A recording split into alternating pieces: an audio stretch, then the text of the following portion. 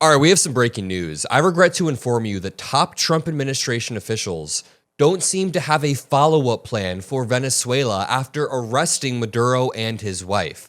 Top officials within the administration were struggling to answer some seriously important questions during their Sunday morning media circuit live on TV.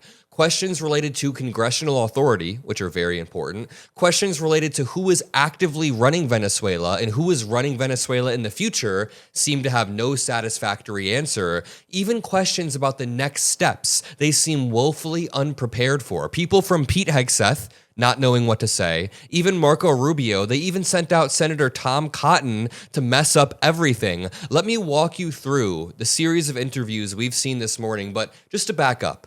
While the news was breaking yesterday, I think Representative Seth Moulton summarized it in the best possible manner with this clip. Just stop for a second and be honest. This is insane. What the hell are we doing? I mean, we've got a lot of problems in America today, and invading, occupying, running Venezuela does not solve any of them. All right, it is a quick, simple clip, but he really gets to the heart of it. There are so many problems in America, from the ACA subsidies expiring and healthcare raising, to the Epstein files needing to be released. We have problems with our own immigration system and electoral system. And the key that he says right there at the very end, he says, why are we invading, occupying, and running Venezuela? That doesn't solve any of our problems. The running part is very, very key, because all throughout the morning, Trump administration officials were asked who is now running Venezuela, and their answer is essentially us, which I can't tell what's more scary. The idea that there's no follow-up plan whatsoever for the leadership of Venezuela, or the idea that their follow-up plan is to have Pete Hegseth and Marco Rubio in charge. The political reality is there was a leader who's more respected than Maduro, way less fascistic, and install himself and Marco Rubio as the leader. Here's Marco being asked about this live on Meet the Press. Mr. Secretary, who is in charge? Are you running Venezuela right now? It's a really, really good, important question, and his answer is so unsatisfactory. He says, yeah, but then it doesn't seem like he actually means to say yeah. Mr. Secretary, who is in charge? Are you running Venezuela right now? Yeah, I mean, I keep people, fixating on that. Here's the bottom line on it is we expect to see changes in Venezuela. Changes of all kinds, long-term, short-term. We'd love to see all kinds of changes, but the most immediate changes are the ones that are in the national interest of the United States. That's why we're involved here, because of how it applies and has a direct impact on the United States. Okay, we are not going to be able to allow in our hemisphere a country that becomes a crossroads for the activities of all of our adversaries around the world. We just can't allow it. We can't have a country where the people in charge of its military and in charge of its police department are openly cooperating with drug trafficking organizations. We're not going to allow that. Okay, I agree that there were a lot of problems with Venezuela and with Maduro. Nobody is trying to downplay how terrible Maduro was, but he didn't answer the question. We don't even know who is in charge of Venezuela right now. To make matters even worse, like I said, Trump is trying to push the opposition candidate away from power. And while this is happening, Senator Tom Cotton is on CNN giving contradictory answers. Senator Tom Cotton, in this clip that I'm about to play, strongly implies that Maduro's vice president, who is equally as corrupt, equally as awful, may have a chance to regain power if Trump allows her. So this would mean this entire operation was meaningless. It was for show, that Maduro gets replaced by Maduro's number two, the vice president. Just listen to the way Tom Cotton says that there's a chance to turn a new leaf. This is going incredibly viral for a few reasons. Number one, it comes in stark contrast to what Marco Rubio just said, that the U.S. is in power. Now, apparently, we're giving a chance to Maduro's number two? What? We'll see whether the vice president of Venezuela, who is sanctioned by the United States and many other countries, who is in league and hand-chosen by Maduro, wants to turn over a new leaf. I think we'll see whether or not they're going to let the opposition back into the country and have new elections, which is what the opposition itself wants. So there's still a lot of questions to be answered, but it's a great day that Nicolas Maduro, an illegitimate communist dictator and indicted drug trafficker, is no longer in charge of Venezuela. Okay, this is batshit crazy. So first of all, we go into another country. We invade, strike, occupy for a night, and steal their leader. That part is already hard to get over. But now the follow-up plan, as much as there is one, to the extent that there is a follow-up plan, seems to be allowing Maduro's hand-picked number 2 to regain power. What are we talking about? But I guess the question is, who is right now? The vice president who you talked about, who I'll get to in a minute, Rodriguez, she technically, I guess, the Supreme Court said that she is in charge. Is she the person that the U.S. does officially recognize as a leader? And then again, I just want to go back to the president of the United States said, we Americans are now in charge, or are now running Venezuela. I mean, that's a big statement. That's some crazy shit, by the way. I thought that this was the America First, No New War administration. Now we are not only not prioritizing Americans and the American people, but we're running an entirely new country. By the way, I'm getting worked up here, but drop a like and subscribe if you appreciate the coverage on the Adam Mockler channel. It truly does go a long way to help boost the message and beat down MAGA media. To continue, Marjorie Taylor Greene hops on Meet the Press right after Marco Rubio, and we're in a situation where, again, I'm beginning to agree with Marjorie Taylor Greene more than the other Republicans. She seems to understand where the priorities of this admin lie. I want to see domestic policies that prioritizes jobs and affordable housing for Americans after 4 disastrous years of the Biden administration. And I want to see domestic priorities that put Americans first in regards of health care. Health insurance costs too much, car insurance, home insurance. And these are issues that matter to Americans. We don't consider Venezuela our neighborhood. Our neighborhood is right here in the 50 United States, not in the Southern Hemisphere. I honestly wholeheartedly agree with Marjorie's message here. There are so many problems the United States is facing, and none of those immediate problems was Venezuela whatsoever. I do want to point out, it is worth pointing out, this same interview later got contentious after Kristen Welker seems to be the first person to confront Marjorie over her old political statements about the Holocaust and about COVID. Listen, two things can be true at once. We can agree with Marjorie's current political messaging, where she's starkly breaking from the Trump administration and actually confronting Trump head on.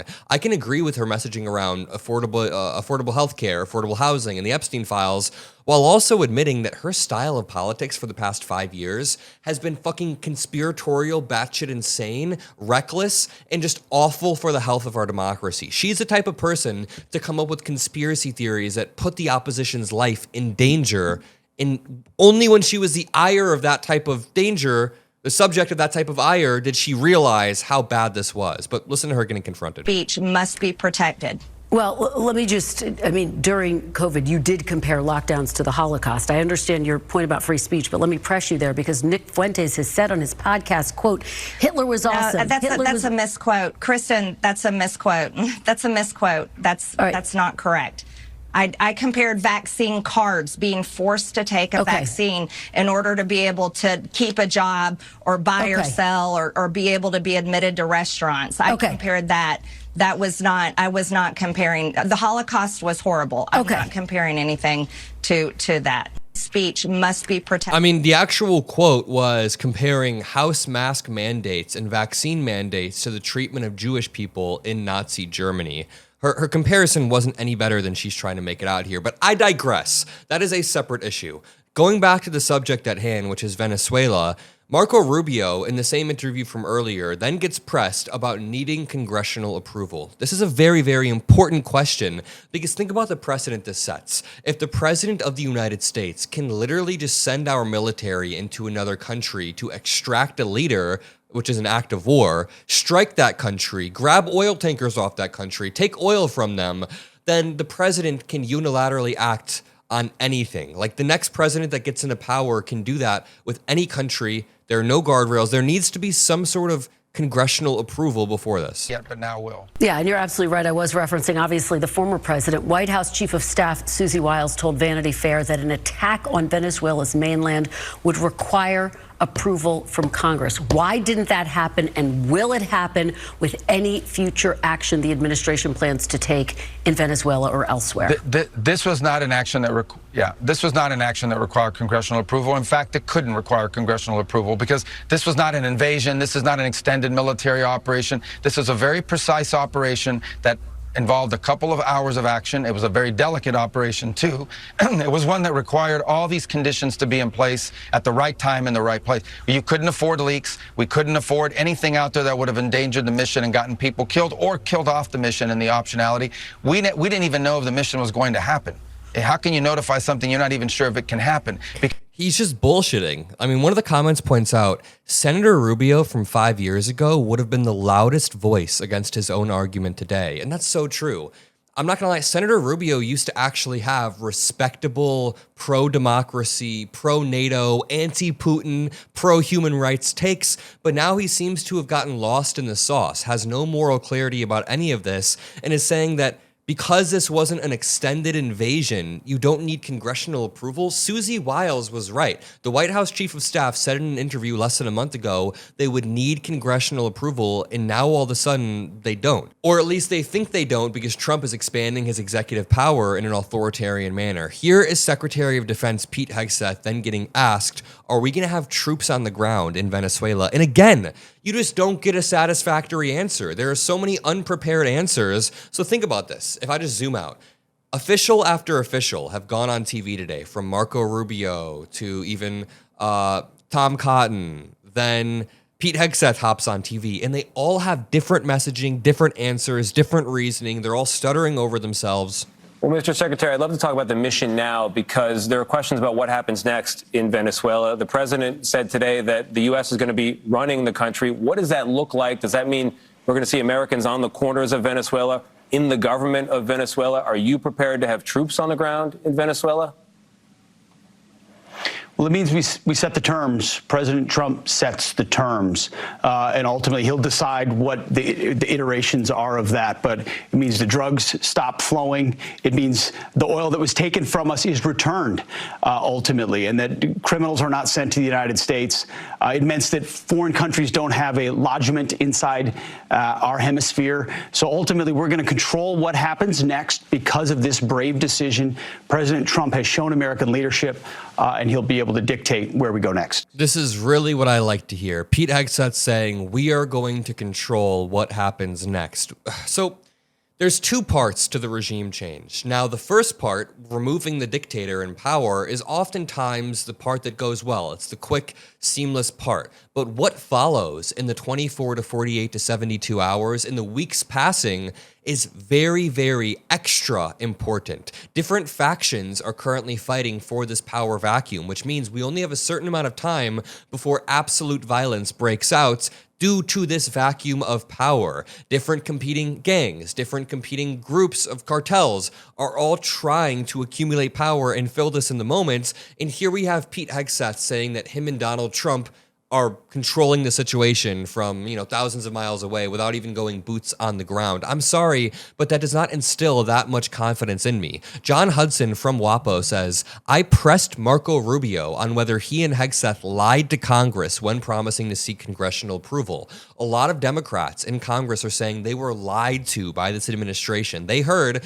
there was no invasion, no military exercise, nothing was going to happen. Then they all woke up in the middle of the night to this shocking news. No coordination from the admin. This says, in an interview with the Washington Post, Rubio denied that he lied and said he promised to get congressional approval only if the United States, quote, was going to conduct military strikes for military purposes. Then what do you call this? This is quite literally military strikes for military purposes. So much so that we might even go boots on the ground. Quote, this was not that. This was a law enforcement operation, Rubio said. When pressed that U.S. forces bombing Pennsylvania, seizing its leader, and claiming to run the country would be widely interpreted as military operations, Rubio did not relent, saying the mission last night was in support of the Department of Justice. And in there, you can see the legal argument that the Trump administration is trying to craft, that this was all in support of a law enforcement operation for the Department of Defense, that this was not a military operation, therefore it's not a war, and you don't need congressional approval. But that is BS. What do you call the military going in, bombing, seizing its leader, and then running the country? That is by definition a military operation. And while all of this is happening, Katie Miller, Stephen Miller's wife, Katie Miller, is posting soon, and it's a photo of Greenland, owned by the United States, Canada, also owned by the United States. I mean, she's out there posting all these insane dictatorial things. Someone says, who needs Hegseth's signal chat for classified info when you can just read Stephen Miller's wife's Twitter? We also learned plans for secret U.S. raid to capture Maduro leaked to the Washington Post and New York Times before it happened, but both decided not to publish to protect U.S. troops. This is wild. So honestly, I think they made the right call by not publishing the information as the operation was ongoing. Think about the outroar that there would be. You can't just leak the coordinations of our troops. But Pete Hegseth already leaked the coordinates of our troops, and this means somebody leaked something. How the hell does every single military operation carried out under Pete Hegseth end up leaking to the news? Whether it's the original one where the Atlantic was accidentally added into a group chat, or whether it's this. How do the Washington Post and the New York Times learn about every operation before it happens? Let me again say, I think they made the right call by not just posting about it, but holy shit, this administration is incompetent, and I'm going to leave it there. If you appreciate these videos, drop a like, subscribe. If you made it this far, check out the Jubilee YouTube channel where you'll see my debate. It should be out by the time you're watching this. Adam Mockler debates 20 Trump supporters on Jubilee. I love you all, and peace out.